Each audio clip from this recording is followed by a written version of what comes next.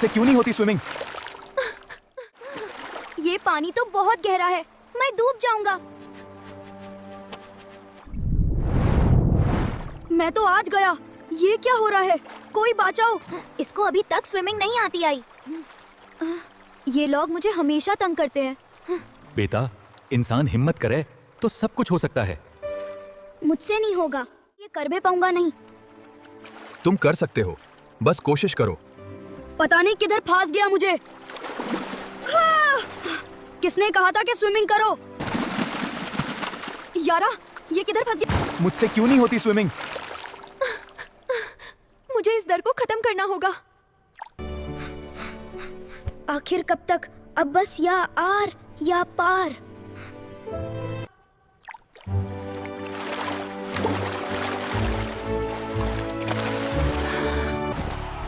कोई भी ऐसी चीज नहीं जो इंसान हासिल ना कर पाए, बस मेहनत जरूरी है।